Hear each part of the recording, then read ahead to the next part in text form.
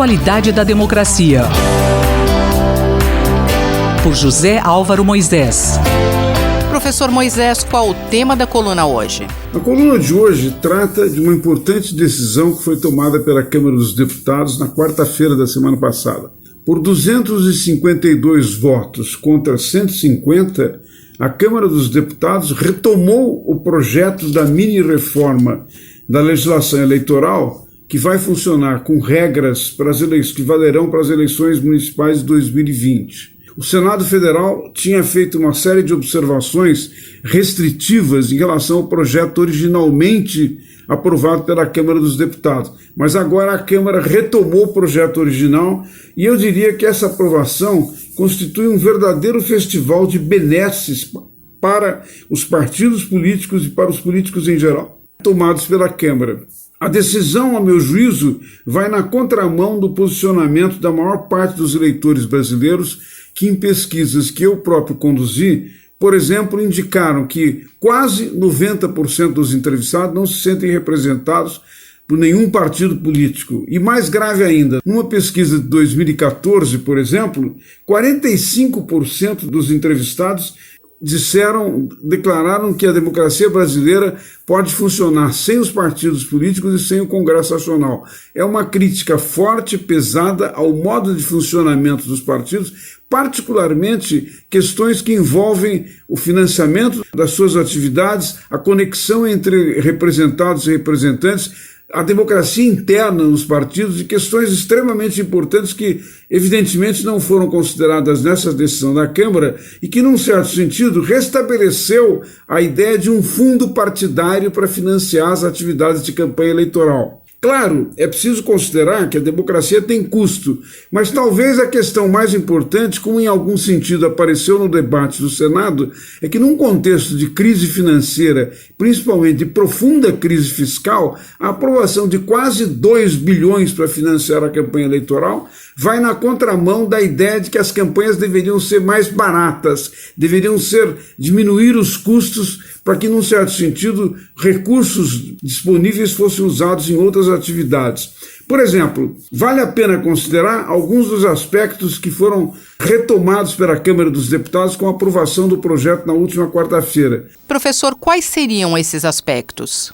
Um desses aspectos envolve, por exemplo, a anistia a multas em caso em que haja desaprovação de contas das campanhas eleitorais. O projeto prevê essa possibilidade. Além disso, prevê a possibilidade de pagamento a advogados quando se tratar de processos nos quais, eventualmente, membros dos partidos ou mesmo candidatos tenham sido incluídos ou pela Justiça Federal ou pela Justiça Comum. Quer dizer, na verdade, os recursos públicos funcionarão para pagar os advogados que atuarão na defesa de, eventualmente, membros dos partidos políticos que tenham incorrido em crimes, né? Além disso, o projeto retomou um artigo que permite o investimento de recursos do fundo partidário para a construção da sede dos partidos, o aluguel do partido, eventualmente compra de veículos, de automóveis, né? E também ainda o projeto prevê recursos para a volta do tempo de propaganda no rádio e na TV. Alguma coisa que nas últimas eleições já tinham sido afastadas e, num certo sentido, foi na direção de propor uma maior conexão entre os candidatos e os eleitores, que desta maneira não dependeria apenas da propaganda. E, finalmente, o projeto também permite pagar multas que tenham sido aplicadas sobre os partidos políticos em função das campanhas eleitorais. Quer dizer, há uma questão aqui extremamente contraditória. Recursos públicos mal utilizados serão também utilizados para pagar as multas por causa da má utilização dos recursos. Finalmente, o projeto também vai permitir nas próximas eleições o gasto com recursos para impulsionar o conteúdo na internet, conteúdo das campanhas eleitorais, algo que hoje é proibido. Num certo sentido, o conjunto desse projeto levanta dúvidas se realmente essa reforma melhora a qualidade da democracia ou, num certo sentido, insiste em benesses que vão na contramão do que querem os eleitores brasileiros. Convido todos os ouvintes a voltarem a frequentar a coluna na próxima terça-feira. Bom dia, muito obrigado. Eu, Simone Lemos, ouvi o professor José Álvaro Moisés. A qualidade da democracia. por José Álvaro Moisés.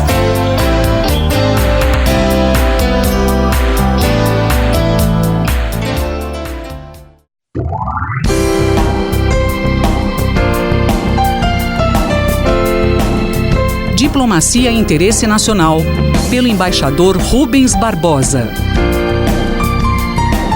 Você é sempre bem-vindo ao nosso Diplomacia e Interesse Nacional. Tema de hoje: o Brasil nas Nações Unidas em Nova York. Embaixador, quais são as expectativas em relação à fala de Bolsonaro na ONU? Hoje, daqui a poucas horas, o Brasil abre a 74ª sessão da Assembleia Geral das Nações Unidas.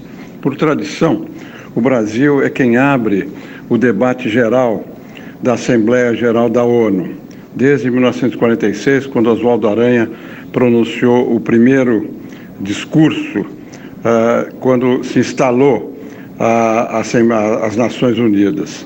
E esse discurso vem antes do discurso do presidente norte-americano, que atrai grande atenção.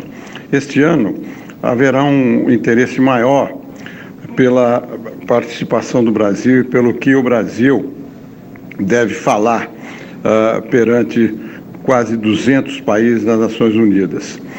Com a mudança do governo, a nova visão de mundo, a crítica ao multilateralismo e essa controvérsia sobre o meio ambiente está chamando a atenção sobre o discurso brasileiro. Normalmente, esses discursos de ministros ou de presidentes da República no Brasil refletem a posição do governo sobre a situação política, econômica, comercial no mundo e também sobre a situação interna no Brasil. Alguns discursos, sobretudo durante o governo do PT, equivocadamente, foram verdadeiros relatórios sobre a situação econômica interna aqui do Brasil, quando as delegações presentes de outros países esperam conhecer a visão que o Brasil, um país, uma das 10 maiores economias do mundo, tem sobre o cenário global. A expectativa do discurso do presidente Bolsonaro é grande e, dependendo do que o presidente da República falar, a percepção externa sobre o Brasil pode melhorar ou se deteriorar. Em termos de percepção externa sobre o Brasil, a crise que nós estamos passando tem precedente na década dos 70, 80, quando a questão ambiental e a questão de direitos humanos colocaram o Brasil na berlinda internacional com críticas muito pesadas sobre o que acontecia em nosso país. Hoje, a situação mudou e as sanções não são só políticas, como houve na década dos 70 e 80. Hoje, os temas globais, como o meio ambiente, como direitos humanos, estão na agenda internacional e vão continuar a estar na agenda internacional. As sanções hoje não são só políticas, são também comerciais, porque além desses temas globais serem discutidos e abraçados por muita parte da população, como nós vimos na semana passada na Marcha das Crianças sobre o Meio Ambiente, nós temos hoje um novo fator que influi nas decisões de restrições comerciais quando esses problemas são desrespeitados por algum país, que é o consumidor. E a retaliação vem com a diminuição do consumo ou com o boicote do consumo. Uma atitude pragmática por parte do governo brasileiro seria a mais adequada.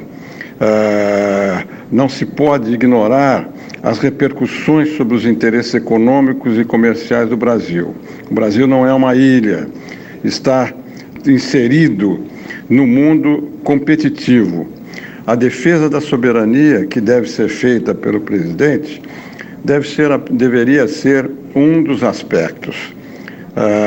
Além da soberania da Amazônia não está sendo ameaçado, na minha visão, esse tema deveria ser complementado com medidas, com anúncio de políticas ou a reafirmação das políticas que já foram colocadas em vigências pelo governo. E o Brasil, se for feito um levantamento de todos os compromissos internacionais, não fica mal no quadro. Nós estamos, em alguns pontos, cumprindo até antecipadamente os compromissos. Eu sou Mário Santi e conversei com o embaixador Rubens Barbosa.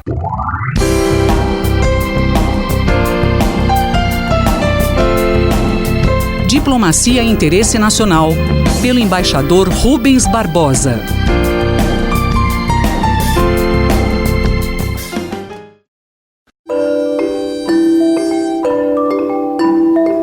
Minuto do Cérebro, por Otávio Pontes Neto. Olá, professor. É verdade que 1 em cada 4 pessoas terá um AVC durante a vida? Olha, é isso mesmo, viu, Ferraz? Atualmente, estima-se que existam no mundo cerca de 80 milhões de pessoas que já tiveram um AVC e 50 milhões dessas pessoas têm algum grau de incapacidade permanente por causa da doença. Estudos recentes sugerem que 1 em cada 4 pessoas vai ter um acidente vascular cerebral ao longo de sua vida. Mas a boa notícia é que pelo menos 90% desse risco de AVC pode ser reduzido com o controle dos fatores de riscos clássicos, como a pressão alta, o sedentarismo, o tabagismo, com o controle adequado da diabetes, do colesterol e com hábitos de vida mais saudáveis. E justamente por isso, agora no dia 29 de outubro, que é o Dia Mundial de Combate ao AVC, a Organização Mundial de AVC, WSO, vai lançar uma campanha ambiciosa para disseminar conceitos e intervenções que podem reduzir o risco de acidente vascular cerebral. Quais são essas intervenções priorizadas pela Campanha Mundial de Combate ao AVC para esse ano? Olha, o tema da campanha do Dia Mundial de Combate ao AVC desse ano é 1 em cada 4 pessoas vai ter um AVC ao longo da vida. Não deixe que seja você. A campanha terá como foco 3 intervenções. A primeira é melhorar o conhecimento da população sobre AVC, sobre os fatores de risco de AVC e também incentivar o autoconhecimento e a automonitorização desses fatores de risco. Em segundo lugar, a incentivar a adoção de estratégias que comprovadamente têm um efeito importante na redução do risco de AVC, como o uso de polipílulas, que são pílulas combinadas com antihipertensivos, remédios para baixar o colesterol. E essas intervenções simplificam o controle desses fatores de risco e tem uma ampla penetração na população de baixa renda. E em terceiro lugar, aumentar o engajamento dos profissionais de saúde no controle dos fatores de risco modificáveis de AVC nos seus pacientes. Com a combinação dessas 3 estratégias, objetiva-se uma redução importante na incidência de acidente vascular cerebral nas próximas décadas. Nós ouvimos o professor Otávio Pontes Neto, da Faculdade de Medicina da USP em Ribeirão Preto. Ferraz Júnior, da Rádio USP Ribeirão. Minuto do Cérebro, por Otávio Pontes Neto.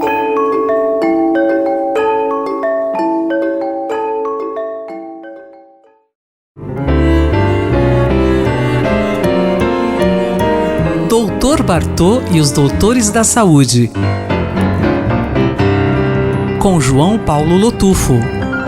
Dr. João Paulo Lotufo, o 2º Congresso de Políticas Públicas em Sertãozinho para álcool e drogas. O que teve de emocionante nesse congresso, hein? Olha, eu tive a grande oportunidade de ouvir nesse congresso mais uma vez o padre Haroldo Ran, cuja bibliografia o intitula como Esse Terrível Jesuíta. Resumindo, ele nasceu há 100 anos atrás, ele está com 100 anos. Ele teve um pai médico e alcoólatra que acabou aí separando da mãe do padre. Isso foi taxativo na vida dele. E depois de ele trabalhar no Texas, nos Estados Unidos, com gangues que infestavam as ruas naquela ocasião, veio para São Paulo e aqui chegando disse aos seus superiores que queria trabalhar com os pobres e os menos favorecidos. Na contracapa aqui da sua bibliografia está escrito o seguinte: uma vida entregue, consumida, plenamente consagrada ao serviço dos deserdados deste mundo que ocuparão os primeiros lugares no reino de Deus. Marginalizados, prostituídos, meninos de rua, dependentes químicos e alcoólicos. E a sua dedicação aos excluídos não excluiu ninguém. Ele foi pioneiro dos movimentos jovens no final dos anos 60, da renovação carismática católica nos anos 70, das comunidades terapêuticas e do amor exigente nos anos 80. E, na verdade, eu ouvi, ele costuma dizer que o consumo de álcool é responsável por grande parte dos problemas que a gente tem. Dr. Lotufo, vamos relembrar então o que causa o excesso de álcool na vida dos jovens? Então ele diz o seguinte, que é responsável por mais de 10% de todos os casos de adoecimento e morte no país, provoca 60% dos acidentes de trânsito, é detectado em 70% dos laudos cadavéricos de mortes violentas, transforma 18 milhões de brasileiros em dependentes, leva 65% dos estudantes de primeiro e segundo grau à ingestão precoce, começando a metade deles a beber entre 10 e 12 anos. Está ligado ao abandono de crianças, aos homicídios, à delinquência, à violência doméstica, abusos sexuais, acidentes e mortes prematuros. Causa intoxicações agudas como alcoólico, pancreatite, cirrose e várias outras doenças. Impõe prejuízos incalculáveis e atendimentos em pronto-socorros, internações psiquiátricas, faltas no trabalho e assim vai. Ele já tinha todo o conhecimento disso há muito tempo atrás. E eu ouvi recentemente o braço direito do ministro da Cidadania, que cuida dessa área de álcool e drogas, que sem o trabalho das clínicas terapêuticas da igreja, a situação dos usuários de drogas seria bem pior. Até no último congresso da BEAD, que foi recente, abriu-se pela primeira vez uma mesa para contar o trabalho das clínicas terapêuticas e da espiritualidade na questão de drogas. Ele diz no seu livro que o governo está acordando contra essas questões. Só falta trabalhar, no meu olhar, a prevenção agora, porque as drogas, mesmo com um excelente trabalho, o resultado positivo das clínicas é em torno de 30% de recuperação. Nós temos que atuar na prevenção. E eu termino dizendo que o padre Haroldo comentou no seu livro o seguinte: ele sempre via o seu pai, que era médico, tentar salvar pessoas doentes. Muitas vezes ele conseguia, mas era uma vitória temporária. Com o passar do tempo, todos acabavam morrendo mesmo. A guerra dele era sempre perdida. Por isso o padre Haroldo resolveu entrar numa luta em que ele possa perder algumas batalhas, mas que existe a possibilidade de ganhar. Ele diz que não sabe quantas guerras ele já ganhou, só no céu saberemos a multidão que ele terá carregado para lá. Eu tive o prazer de ouvi-lo aos 100 anos de idade, falando durante 20 minutos, segurando o microfone com voz firme, dizendo no seu sotaque de americano do Texas a palavra-chave de quem trabalha com drogas e com os excluídos: amor, amor e amor. Deus abençoe a todos que se envolvam nesta causa. Um grande abraço a todos. Eu sou Sandra Capomatto, você ouviu o Dr. João Paulo Lotufo, pediatra da Universidade de São Paulo, responsável pelo projeto Dr. Bartô. Dr. Bartô e os Doutores da Saúde, com João Paulo Lotufo. Um olhar sobre o mundo, com Alberto do Amaral Júnior. Dr. Alberto do Amaral Júnior, a Cúpula do Clima e a Assembleia Geral da ONU começam hoje. Qual o papel do Brasil nesses dois eventos? Dois importantes eventos marcam esta semana no plano internacional: a Cúpula do Clima e a abertura da Assembleia Geral da Organização das Nações Unidas. A Cúpula do Clima foi convocada pelo secretário-geral da ONU, Antônio Guterres. E ela foi convocada justamente com o objetivo de discutir a situação climática no mundo, e o secretário-geral da ONU adotou como uma de suas prioridades, desde o início do seu mandato, em 2017, uma redução ainda mais ambiciosa dos níveis propostos em 2015 nas metas de desenvolvimento sustentáveis aprovadas pela Assembleia Geral da Organização das Nações Unidas. O objetivo é uma redução de até 45% do dióxido de carbono emitido na atmosfera até 2030 e de uma neutralização até 2045, isto é, as emissões devem ser equivalentes àquilo que as florestas têm a capacidade de absorver. Esses fatos são importantes indícios da preocupação da Organização das Nações Unidas com o tema da mudança climática. O segundo evento é a abertura da Assembleia Geral das Nações Unidas, que ocorre todos os anos, no mês de setembro, e que tem no Brasil, o país tradicionalmente promove a abertura da Assembleia Geral da ONU. O presidente brasileiro, ou o ministro das Relações Exteriores, faz o discurso de abertura da Assembleia Geral das Nações Unidas desde a criação da ONU, quando foi presidida por Oswaldo Aranha nos anos 40. E vale destacar que, especialmente esse ano, as expectativas em torno do Brasil são enormes. Com relação à cúpula do clima, o Brasil não foi convidado para discursar nesta reunião, em virtude de não apresentar metas ambiciosas em relação à mudança climática. Só foram convidados os países cujas metas, em termos da mudança climática, fossem consideradas ambiciosas. O Brasil, infelizmente, está fora dos países convidados a ter uma participação mais efetiva neste evento. Doutor Alberto, e sobre a Assembleia Geral da ONU, o que esperar do discurso de abertura? Com relação à abertura da Assembleia Geral das Nações Unidas, o Brasil deverá efetuar no seu pronunciamento, por intermédio do seu presidente, uma defesa da política brasileira em relação à Amazônia, uma condenação das queimadas e uma defesa da soberania nacional. Mas sobre esses fatos cabe algumas considerações. A primeira consideração é a ausência de uma política ambiental no Brasil. O que nós assistimos até agora foi basicamente medidas reativas do governo brasileiro.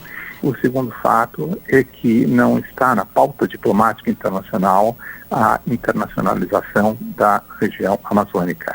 Esse foi um ponto aventado de passagem pelo presidente francês, Emmanuel Macron, mas que não se encontra na agenda diplomática internacional. É claro que não se discute hoje uma internacionalização da Amazônia, o que se discute é a contribuição que tem a Amazônia para o desenvolvimento sustentável. E essa contribuição pode ser verificada a partir da importância que a floresta tem para o desenvolvimento sustentável, para a diversidade biológica, para a manutenção dos níveis de aquecimento global.